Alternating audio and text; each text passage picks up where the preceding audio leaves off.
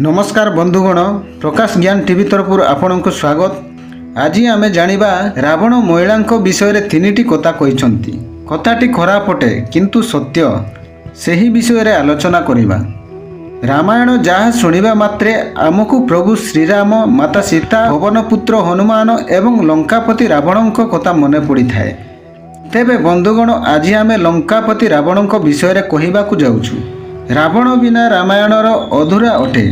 रावण रामायणर एक विशेष पात्र अटंती एवं से महादेवों को बहुत बड़ भक्त बोली कुहाଯାଏ। आम हिंदू शास्त्र रे कुहाଯାଏ कि रावणर बहुत खराब गुण थिबा बेले किछि भल गुण भी थिला। आज एही विषय रे आलोचना करिबा पूर्वरु आपनकु मोर अनुरोध, वीडियो को गोटे गोटे लाइक करंतु और बहु मात्रा रे शेयर करंतु। जदि चैनल पाई नुआ ताहेले सब्सक्राइब मध्य करिनेबे। तेबे चलंतु डेरी न करी वीडियोटी आरंभ करिबा। रावण जने महान ज्ञानी एवं विद्वान थिले। रावण अनेक धर्मशास्त्रर मध्य ज्ञानी थिले, किंतु खराब गुण विषय रे कहिबाकु गले से स्त्री को प्रति शीघ्र आकर्षित होई जाउथिले। से स्त्री मानक सुंदरता देखि मोहित होई जाउथिले। रावण जेउ स्त्रीर सुंदरता देखुथिला ताकू निजर करिवार प्रयास करुथिला। एहाकू रावणर कमजोरी कुआजाऊ किंबा खराब अभ्यास। किंतु एही खराब अभ्यास कारणरू रावण माता सीतांकू अपहरण करिथिला।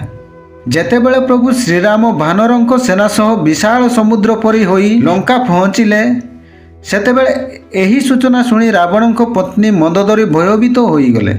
एहा परे मंदोदरी रावणक पाखकू जाई कहिले से माता सीतांकू प्रभु श्रीरामंक पाखकू छाड़ी देबाकू। अन्यत एहा जोगु आपणकू एवं आपणक प्रजांकू बहुत असुविधा भोगिबाकू हेबो। किंतु रावण निज स्त्री कथा सुनी जोर जोर रे हसिबाकू लागिले एवं तांकू तीनिटी कथा कहिथिले, जहा विषय आज आमे आपणकू कहिबाकू जाउछु। जहा आजिर एही जुगरे प्राय सबु स्त्री मानक मध्यरे देखिबाकू मिलुची। आसंतु जानिबा सही तीनि कथा कोन कोन। नंबर 1, स्त्री माने जड़े अन्य जनक विषय रे खराब कहितांती। जदि स्त्री को कौनसी गोपनीय कथा जना पड़ी थाए, से तांकू निज मन रे रखी पारंती नाही एवं सेई कथा को समस्त स्त्री को मध्यरे अंशीदार करि देइथांती। सेथिपाई बंधुगण, आमको स्त्री मानकू कौनसी भी निजर गोपनीय कथा कहिबा उचित नुहे। जदि आमे एहीपरि करिबा तेबे स्त्री आम विनाशर कारण भी बनी पारंती एवं एही वर्तमान समय रे किछि परिणाम रे सत्य भी हेबार लागिछि। नंबर 2, कली जुगरे स्त्री माने बहुत मतलबी होई गलेनी एवं से निजर मतलब पाइबा पाई कौनसी भी स्तर को जाई पारंती। ता पाई से निज साथी को धोखा देई पारंती किंबा कौनसी अन्य पुरुष को भी निजर करि नियंती। बहुत लोक अछंती जे रावणर एही कथा को समर्थन करंती एवं अन्य किछि लोक अछंती जे एही कथा को मिछ एवं अंधविश्वास भी कहंती। आपण निजे विचार करि पारिबे कि रावणर एही कथा सत्य किंबा असत्य। नंबर 3, रावण निज मृत्यु पूर्व एही कथा कहिथिले कि स्त्री माने निजर कौनसी भी कथारू बहुत शीघ्र अहरी भी पारंती।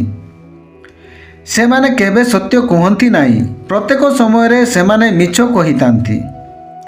सेथिपाई आमको स्त्री मानक उपरे बहुत बुझी विचारी भरोसा करिबा उचित, कारण स्त्री माने एपटे कथा सेपटे एवं सेपट कथा एपटे बहुत शीघ्र कहि देइतांती। बंधुगण, आपण निजे ही विचार करि पारिबे कि रावणर एही कथा केते सत एवं केते असत्य रहिछि। तेणु वीडियोटी किपरि लागिला कमेंट माध्यम रे आपण निश्चय जणैबे एवं जदि आम चैनल पाई नुआ ताहेले सब्सक्राइब मध्य करिनेबे। नमस्कार, रहिली, जय जगन्नाथ।